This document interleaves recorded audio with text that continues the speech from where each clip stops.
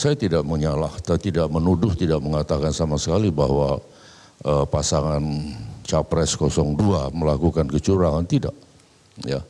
Tapi ini diuntungkan, mereka diuntungkan oleh satu rekayasa yang sudah dilakukan mulai dari hulu hingga ke hilir, yang dengan ya sudah barang tentu secara tegas saya katakan ini adalah dilakukan oleh Jokowi, ya, dengan menggunakan kekuasaan, dengan mobilisasi kekuasaan dari hulu hingga ke hilir, dengan melibatkan aparatur ya yang secara terstruktur, dengan secara sistematis dan masif, ya.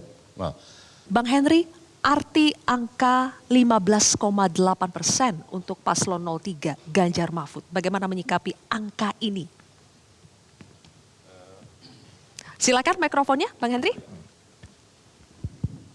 Sudah sering saya sampaikan ya bahwa gugatan yang akan diajukan ke Mahkamah Konstitusi itu, kami bukan melihatnya dari segi kuantitatif, ya, tapi lebih pendekatannya kepada kualitatif, ya. Kenapa demikian?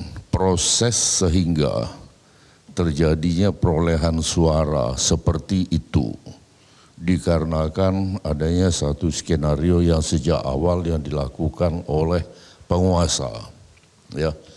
Kemudian akibatnya menguntungkan salah satu pasangan dan merugikan pasangan lain.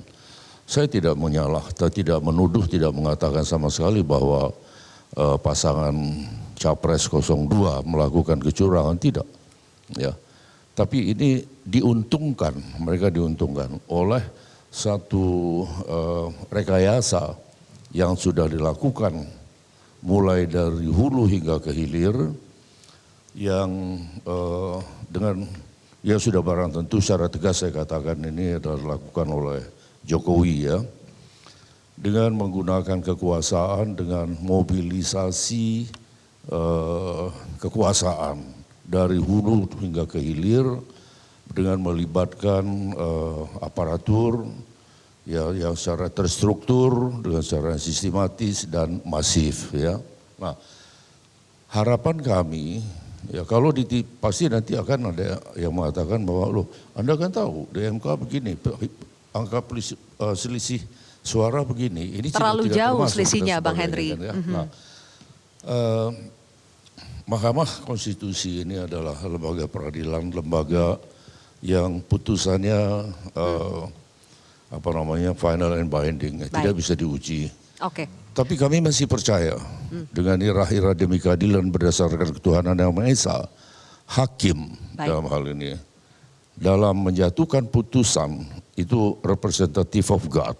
Oke. Ya, itu wakil Tuhan mereka itu. Nah, yang berkaitan dengan itu juga kami melihat dan mempunyai bukti-bukti adanya kecurangan atau adanya satu berbagai bentuk intimidasi yang dilakukan secara tertutup. Oke, Bang Henry, sebelum masuk lebih jauh soal dugaan kecurangan pemilu dan persiapan gugatan ke MK, dari PDI Perjuangan kan katanya melakukan hitungan internal juga. Dari Sekjen Hasto menyebut sebetulnya angka Ganjar Mahfud itu sampai 33%, sementara kalau kita lihat hasilnya sejauh ini ya itu 15,8%. Kok jauh sekali ya hitungan PDI Perjuangan dengan KPU? Dari mana itu asal hitungan dari PDIP? Ya, kalau kita lihat dari PDI Perjuangan itu kan terjadi anomali, ya.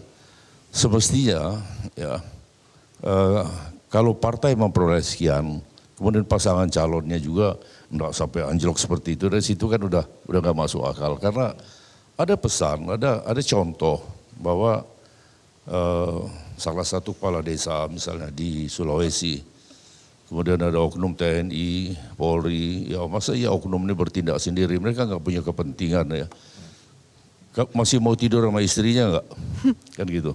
Kalau masih mau tidur sama istrinya ya jangan, pokoknya jangan berpihak atau jangan memobilisasi untuk kepentingan 02 kan, 03 kan gitu, ya. Begitu juga ada bupati, ya, ada gubernur yang diintimidasi.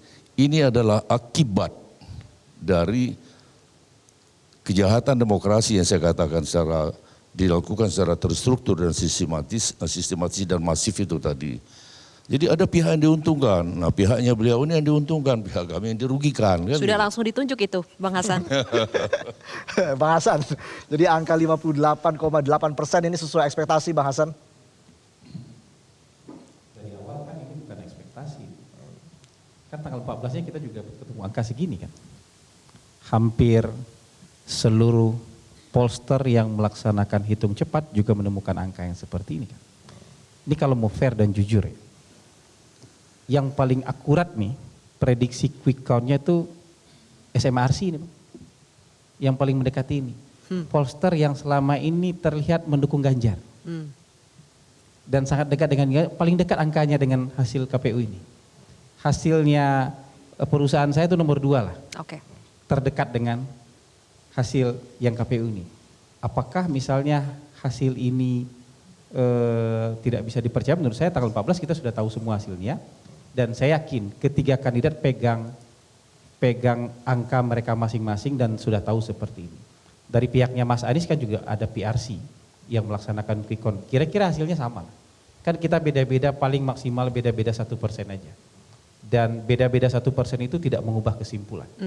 Bahwa kesimpulannya ketika tanggal 14 itu kita sudah tahu hasil kesimpulan. Hari ini itu menguatkannya secara formal bahwa lembaga yang berhak mengumumkan hasil kan KPU. Oke. Kita ini lembaga yang dibolehkan untuk menebak hasil. Baik. Iya kan? Tapi dari awal sudah yakin ya? Iya, tapi hasilnya kita yakin sudah tidak akan jauh. Sudah tidak akan berbeda jauh. Oke. dengan itu. Nah, Tapi tapi kalau ada yang kecewa, ada yang merasa dirugikan, ada yang merasa harus menempuh jalur hukum, ya menurut saya sah lah, ini demokrasi kok. sah. Ya. Ini demokrasi kok. Justru kalau pilihannya ke MK menurut saya itu pilihan yang benar. Oke.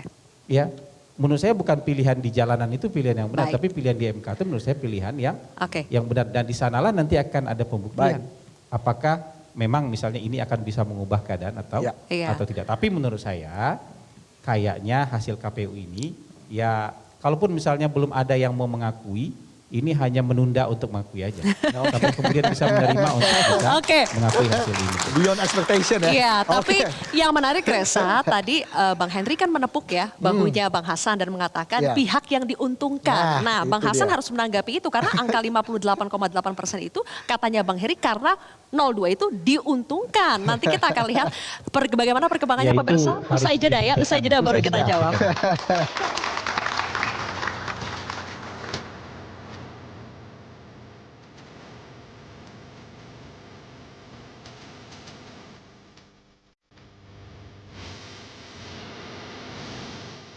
Jelajahi cara baru mendapatkan informasi. Download Metro TV Extend sekarang.